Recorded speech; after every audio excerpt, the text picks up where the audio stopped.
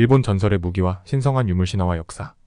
여러분 상상해보세요. 한나의 무기로 나라의 운명을 좌우할 수 있다는 상상을요. 일본의 전설적인 무기와 신성한 유물들은 단순한 전투의 도구가 아니라 신화와 역사를 관통하는 상징적 존재들입니다. 이 무기들은 단순히 전투에서의 승리를 넘어 신성함과 권력을 상징하며 일본의 왕권을 지탱해왔습니다. 오늘 우리는 이 신성한 유물들이 가진 비밀과 그 전설을 탐험하며 어떻게 이들이 일본의 문화와 역사에서 중요한 역할을 했는지 알아볼 것입니다. 각 무기가 지닌 신화와 전쟁의 이야기를 통해 그들이 어떻게 일본의 권력과 신성함을 상징하게 되었는지 깊이 들어가 보겠습니다. 여러분 준비되셨나요? 그럼 일본의 전설과 역사의 무대 속으로 함께 떠나봅시다. 1. 요도 무라마사의 전설. 무라마사는 일본 전국시대에 활동한 유명한 도공으로 그의 검은 그 예리함으로 널리 알려져 있습니다. 무라마사는 이세쿠하나 지역에서 활동하며 그의 검은 단순한 무기를 넘어 예술작품으로 평가받았습니다. 특히 그의 검은 날카로움의 상징으로 여겨졌습니다. 하지만 무라마사는 단순히 검의 기술을 넘어서서 역사적인 갈등과도 깊은 연관이 있습니다. 요도라는 별칭은 무라마사에게 붙은 특별한 이름입니다. 이 별칭은 에도 시대의 창시자인 토쿠가와 이에야스와 관련이 깊습니다. 에도 막부의 창시자인 토쿠가와 이에야스의 조부 마스다이라 기요야스는 오다 노부이데와의 전투에서 가신에 의해 살해당했습니다. 또한 토쿠가와 이에야스의 아버지 마스다이라 히로타다는 가신에 의해 심각한 부상을 입었고 그의 정남인 노부야스는 할복 자살을 하면서 무라마사의 검에 의해 목이 베어졌습니다. 이런 토쿠가와의 일련의 사건들로 인해 무라마사는 요도라는 부정적인 별칭을 얻게 되었습니다. 무라마사의 검은 그 예리함으로도 유명했습니다. 무라마사의 검은 양면에 깊은 파문이 새겨져 있으며 이로 인해 일반적인 검보다 훨씬 더 날카로웠습니다. 예를 들어 전해지는 이야기에는 무라마사의 검이 전투에서 적장의 갑옷을 관통하고도 그 안에 살까지 깊이 베어냈다는 내용이 포함되어 있습니다. 이러한 전설은 무라마사의 검이 단순한 무기를 넘어 그 예리함이 어떻게 극단적이었는지를 보여줍니다. 또 다른 전설에 따르면 무라마사와 마사무네가 만든 검을 강에 꽂아 나뭇잎을 실험했습니다. 마사무네의 검은 나뭇잎을 피해 하류로 흘러갔지만 무라마사의 검은 나뭇잎을 두 동강 낸 것으로 전해집니다. 이는 무라마사의 검이 얼마나 날카로웠는지를 강조하는 이야기로 그의 검이 얼마나 뛰어난지를 보여주는 전설입니다. 무라마사의 검은 단순히 외형이 화려하지는 않지만 그 예리함과 성능에서는 타의 추종을 불허했습니다. 실제로 무라마사의 검은 여러 적장을 단칼에 쓰러뜨릴 정도로 강력하였으며 그로 인해 명성을 더욱 쌓게 되었습니다.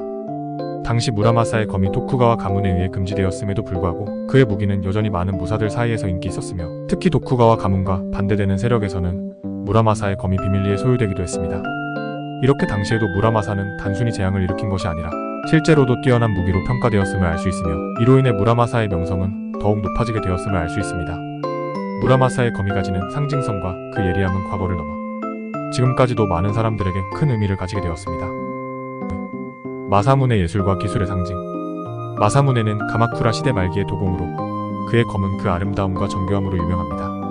마사무네는 소슈덴의 대표적인 도공으로 그의 이름은 일본 전통 검의 정수를 상징합니다. 마사무네는 13세기부터 활동한 소슈 마사무네 1264만 1343로 알려져 있으며 그의 검은 일본도에 비해 폭이 넓고 파도가 치는 독특한 무늬화문을 특징으로 합니다. 특히 단도로 유명하며 현재까지 남아있는 마사무네의 검 중 대부분이 단도입니다. 이러한 단도는 시칼처럼 생겼다 하여 호초 마사무네라는 별칭으로도 불립니다. 전해지는 뒷이야기로 무라마사와 마사무네의 비교는 단순한 기술적 차이를 넘어 두 사람의 철학적 차이를 반영합니다. 무라마사는 극단적인 예리함을 추구하며 살상력을 높은 자신의 검을 만들었고 반면 마사무네는 검의 균형과 아름다움을 강조하며 예술로서의 가치를 중요시했습니다. 이로 인해 두 사람의 검은 각각 다른 매력을 지니며 역사적으로도 상반된 평가를 받게 되었습니다.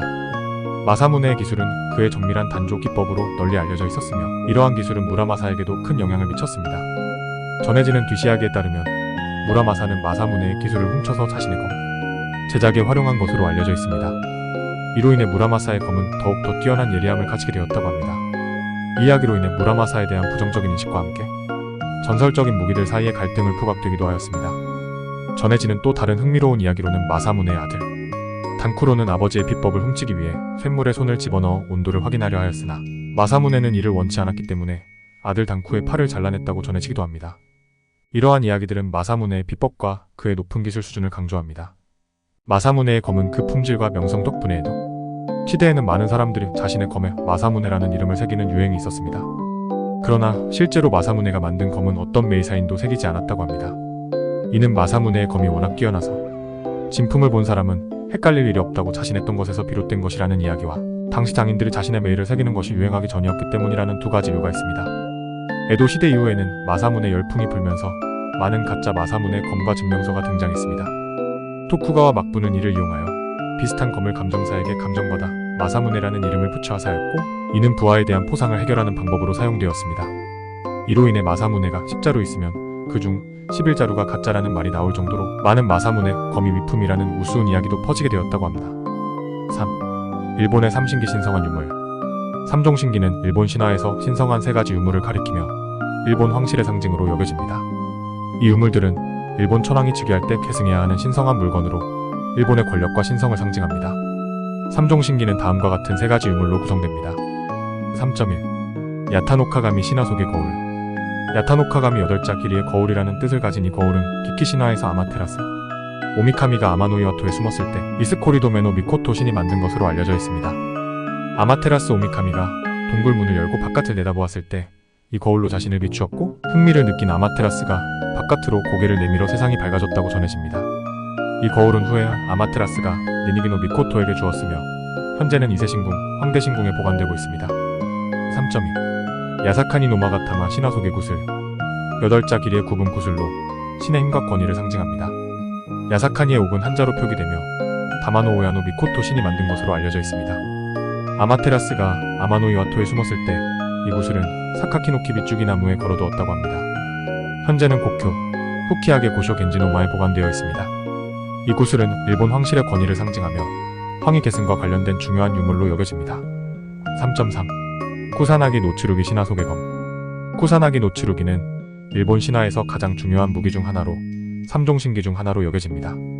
이 검은 스사노오 신이 야마타 노오로치라는 거대한 뱀을 물리치고 그 뱀의 꼬리에서 발견된 신검으로 처음에는 아마노무라 쿠모 노츠루기, 즉 하늘의 구름을 몰아내는 검이라는 이름으로 불렸습니다.